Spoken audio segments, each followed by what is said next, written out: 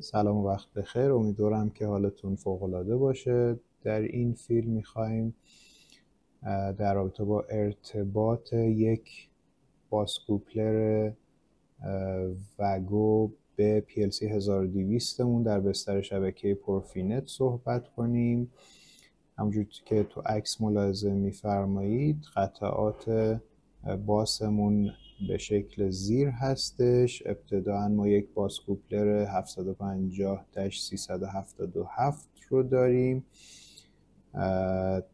در اسلات بعدی ما یک پاور ماژول 750-613 رو استفاده کردیم. اسلات بعدی یک دیجیتال اینپوت 16 کاناله با کد 750-1405 رو استفاده کردیم. اسلات بعدی یک دیجیتال آوتپوت 16 کاناله با کد 750-1504 رو استفاده کردیم و در انتها یک اند ماژول با کد 750-600 رو استفاده کردیم که نصب این اند ماژول الزامی هستش و دیتا باس ما رو در انتهای باس میبنده و باعث تکمیل شدن باس ما میشه. همونطوری که در عکس زیر ملاحظه میفرمایید اطلاعات مربوط به باسکوپلرمون رو ملاحظه میفرمایید. در این قسمت از منوال که مشخص کرده ما 2 تا سریال نامبر داریم که از این سریال نامبر استفاده میکنیم برای فهمیدن فریمور ورژن باسکوپلرمون. 2 تا کد 10 رقمی ارائه شده. یکی از کدها که مربوط به شرکت سازنده هستش و کد بعدی که برای ما مهم هست و طبق منوال مشخصا گفته که بستگی به سال ساخت ممکنه که یکی از این 2 کد نشان دهنده دیتای فریمور ورژن ما باشه، ولی خب در عکس ما مشخصه 2 رقم اول نشون دهنده هفته ساخت، 2 رقم دوم نشون دهنده سال ساخت و 2 رقم سوم نشون دهنده فریمور ورژن هستش که اینجا 1923 نشون دهنده هفته 19 هم در سال 2023 هست و 2 رقم بعدی یعنی عدد 10 کد فریمور ورژن ما خواهد بود. بحث بعدی که مهم هست در رابطه با این سیستم بحث پاور هستش، بحث تغذیه هستش توی این سیستم.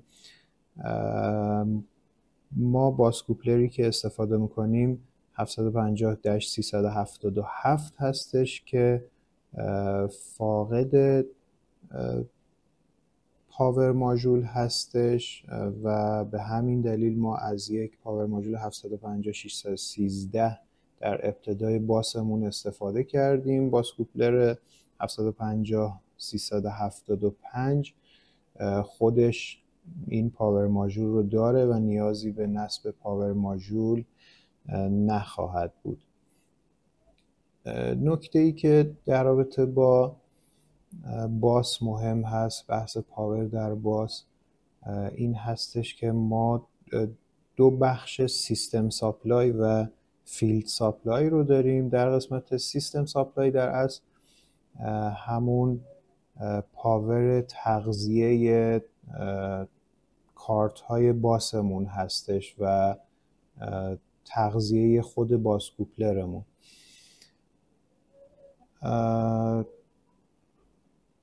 باسکوپلر 750-377 سیستم ساپلای ما رو ساپورت میکنه. اگر در دیتای خود باسکوپلر مراجعه کنیم در قسمت تکنیکال دیتای خود باسکوپلر قسمت current consumption جریان مصرفی سیستم ساپلای این مربوط میشه به کارت ما یعنی باسکوپلر ما که 450 میلی آمپر به عنوان سیستم ساپلای استفاده خواهد کرد و خودش سیستم ساپلای 700 میلی آمپری به ما خواهد داد. خب پس باسکوپلر ما 700 میلی آمپر جریان تولید میکنه و 450 میلی آمپر خودش مصرف خواهد کرد. باقی مانده ظرفیت سیستم ساپلای ما برای تغذیه کارت های باسمون 250 میلی آمپر خواهد بود.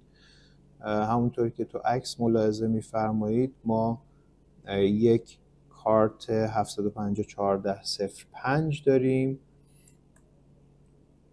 که مصرف سیستم ساپلای این کارت ما اگر به دیتا شیت و تکنیکال دیتاش مراجعه کنید 25 میلی آمپر خواهد بود. کارت بعدیمون 16 دیجیتال آوتپوت هست و مصرف سیستم ساپلای این کارتمون هم 40 میلی آمپر خواهد بود.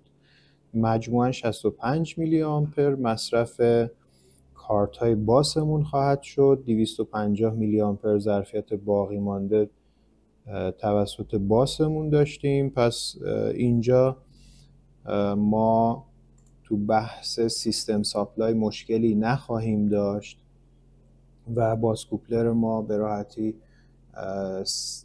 سیستم ساپلای ما رو ساپورت خواهد کرد. در صورتی که تعداد کارت های باس از یک تعدادی بیشتر باشه خب حتما نیازه که این محاسبه انجام بشه و در صورت نیاز از پاور ماژول مناسب استفاده بشه. بحث بعدی که در رابطه با پاور مهم هستش بحث فیلد ساپلای هستش. فیلد ساپلای تغذیه برخی ماژول ها و سنسور هایی که به کارت های ورودی خروجی وصل میشه و یا خروجی هایی که داریم از کارت خروجیمون میگیریم رو تامین میکنه. باسکوپلر 750 370 فاقد این تغذیه فیلد باس هستش و حتما باید از یک کارت پاور ماژول استفاده شه تا اون تغذیه مورد نیاز فیلدمون رو تأمین کنیم. همونجور که تو منوال ملاحظه می‌فرمایید فیلد ساپلای ما از طریق این اسپرینگ کانتکت ها از طریق پاور ماژول به کارت های دیگه‌مون منتقل میشه. خب مورد بعدی اختصاص دیوایس نیم به باسکوپلرمون هستش. روی باسکوپلر همونجوری که تو عکس هم ملاحظه می‌فرمایید ما 8 عدد دیپ سویچ داریم که از این دیپ سویچ ها جهت اختصاص نام به باسکوپلرمون میتونیم استفاده بکنیم. استفاده این دیپ سویچ ها خوبیش اینه که در صورت اینکه باسکوپلر شما به مشکلی بخوره و تعویض کنید با استفاده از تنظیم باسکوپلر جدیدتون مثل باسکوپلر قدیمیتون دیگه PLC اتوماتیک باسکوپلر جدیدتون رو هم دیتکت خواهد کرد. در صورتی که و مشخصا در صورتی خیلی استفادهش بولد میشه که در شبکه‌تون تعدادی از این باسکوپلر داشته باشید. کانفیگ دیپ سویچ ها هم به شکل زیر هستش. همونجور که در جدول میبینید دیپ سویچ 8 اگر 0 باشد خب باسکوپلر ما اون نامی که به صورت دیفالت در خودش ذخیره است و وگو داش 750 داش 377 هست رو مد نظر قرار خواهد داد. دیپ سویچ شماره 7 کرکتر ما رو تعیین میکنه. در صورتی که آن باشه این کرکترهای X خواهند بود و در صورتی که آف باشه کرکتر ما داش خواهد بود. دیپ سویچ های 1 تا 6 تعیین کننده شمارمون هستند. برای مثال این مثالی که خود منوال زده، دیپ سویچ 1 2 و 4 روشن هستش که نتیجهش میشه آدرس شماره 11 و با این مشخصات در نهایت دیوایس نیم شده وگو X 750 X 377 X 11. تو عکس ما همونجور که ملاحظه میکنیم با دیپ سویچ 8 و 1 رو روشن گذاشتیم. به این معنی میشه که دیوایس نیم ما خواهد بود وگو 750 377 1. سویچ 6 اگر به تنهایی روشن باشه و تمامی دیپ سویچ های ما خاموش باشه، در پاور آپ بعدی باس کوپلرمون رو ریست فکتوری خواهد کرد. این هم موردی که در رابطه با دیپ سویچ ها میشد مد نظر قرار داد. خب سراغ نرم افزار تیا میریم. ابتداعاً یک add new device میزنیم و PLC مون رو به پروژهمون اضافه میکنیم. من از unspecified CPU 1200 استفاده میکنم و به صورت اتوماتیک CPU رو سرچ و دیتکت میکنم.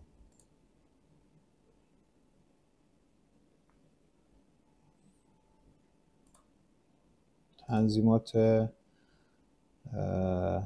مربوط به CPU رو، تنظیمات سکیوریتی CPU رو انجام میدم. پسوردی قرار نمیدیم براش. گزینه فینیش. کاری که باید اینجا انجام بدیم نصب GST فایل باس کوپلرمون هستش. از این قسمت GST فایلمون رو آدرس دهی میکنیم و اون رو نصب میکنیم. من روی تیام در حال حاضر نصب کردم، ولی نیاز هستش که برای اضافه کردن باس کوپلر به پروژهتون حتما این GST فایل ها رو نصب کنید.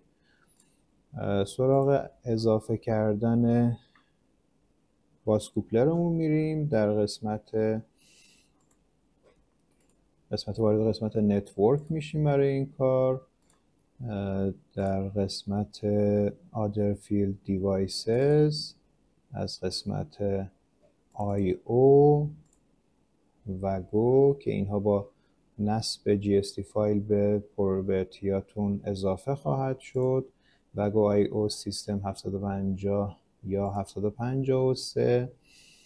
خب همونجوری که از روی سریال نامبر تشخیص دادیم، فریمور ورژن ما فریمور ورژن 10 هستش. 750-377 مدل باس کوپلرمون و فریمور ورژن 10 رو درگ اند دراپ میکنیم و به پروژهمون اضافه میکنیم. روی گزینه not assign که کلیک کنید، اینجا نشون میده که این باس کوپلر ما به هیچ شبکه پروفینتی اساین نشده. من روش کلیک میکنم و PLC یکم رو انتخاب میکنم.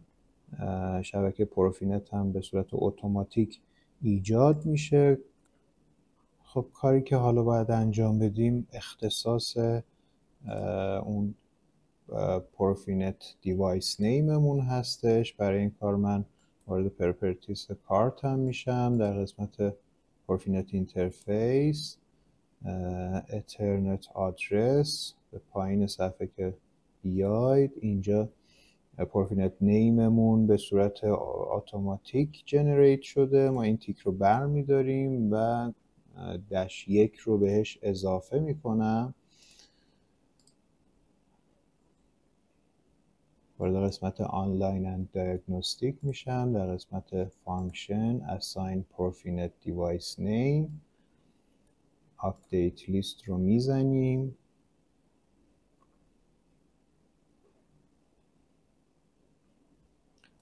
و خب اخطار این که دیوایس نیم ما متفاوت هست رو به ما میده. assign name رو که بزنیم، خب اسم انتخابیمون و اون اسمی که ست کردیم و گودش 750-377-1 به بازکوپلرمون اختصاص داده شد. قدم بعدی بازکوپلرمون رو باز میکنیم و قسمت دیوایس ها کارت های ورودی خروجیمون رو به هد ماژولمون باید اضافه کنیم اینجا، باید اونها رو معرفی کنیم. دیجیتال اینپوت، همونجوری که تو عکس ملاحظه فرمایید، کارت اول من 750-14-05-16 DI هست، این رو اد میکنم. کارت بعدی که دارم دیجیتال آوتپوت 16 کاناله با کد 750-15-04 هست، این رو هم به پروژم اضافه میکنم. I/O آدرس ها به صورت دیفالت بعد از CPU به کارت ورودی و کارت خروجی اختصاص داده شد. اینجا به راحتی میشه اینها رو با آدرس دلخواهتون تغییر داد. من از همون آدرس دیفالت استفاده میکنم. کار دیگه ای در قسمت نرم افزار ما نداریم. پروژه رو سیو اند کامپایل میکنیم. خطاهای محتملمون رو بررسی میکنیم و در صورتی که خب اروری ما نداشته باشیم پروژه رو روی سی پی یومون دانلود میکنیم.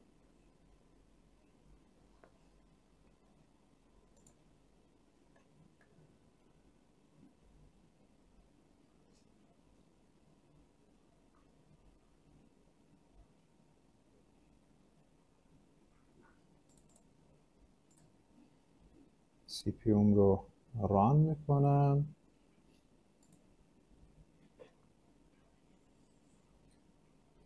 آنلاین میشم.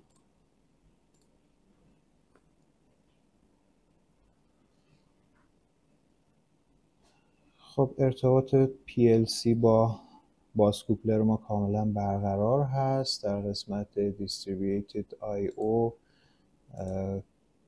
کاملا ما بازکوپلر رو دیتکت کردیم و همینطور اگه به قسمت کارت ها هم مراجعه کنیم می‌بینیم که همه کارت ها رو تیک سبز به ما داده و ارتباطمون کاملا برقراره. برای تست ما سراغ واچ اند فورس تیبلمون میریم، یک اد نیو واچ تیبل میزنیم. من آدرس کارت خروجی اولم از 1-0 شروع میشد. این آدرس های خروجی رو میارم و آدرس های I10 و I11 هم نشون دهنده آدرس های روی بازکوپلر هم هستن. من Q10 رو مستقیما با یک تیک سیم به I10 ارتباط دادم برای تست و میبینیم همزمان که Q10 روشن میشه I10 هم وصل میشه. یک موردی هم که بهش میخوام اشاره کنم این هستش که بازکوپلرهای وگو یک صفحه وب بیس دارن که اونجا اطلاعاتی مثل دیاگنوستیک، برخی تنظیمات برای بازکوپلر رو میشه انجام داد و دید. برای دسترسی ما باید پورت 80 بازکوپلرمون رو فعال کنیم و اینکه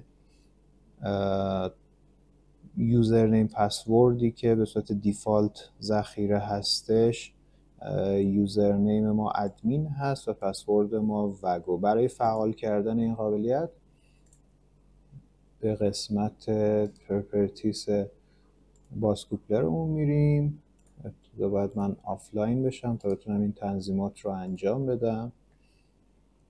در قسمت مدول پارامتر که اگر مراجعه کنید گزینه وب سرور TCP پورت 80 رو فعال کنید و تنظیمات رو مجددا باید دانلود کنیم.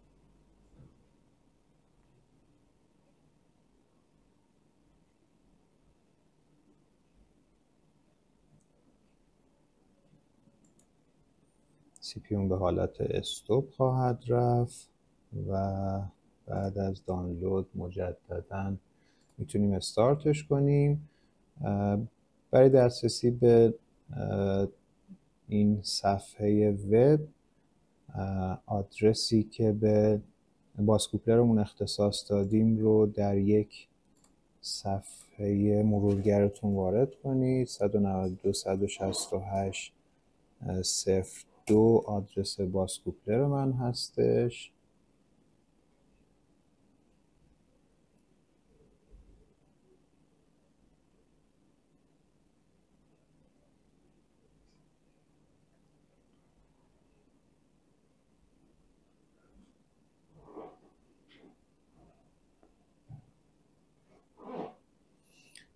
خب یوزرنیممون ادمین و پسوردمون وگو بود.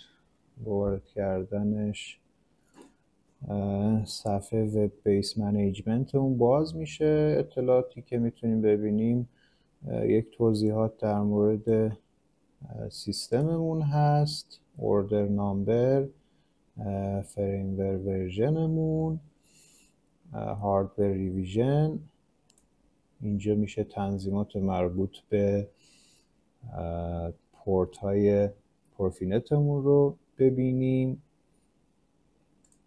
در این قسمت آدرس آی پی که اختصاص داده شده به کارت رو میشه دید. قسمت دیاگنوستیک اگر خطایی وجود داشته باشه اینجا به دیتیل به شما نمایش داده خواهد شد. در اینجا میشه یک چنج پسوردی برای این صفحه وب اختصاص بدید.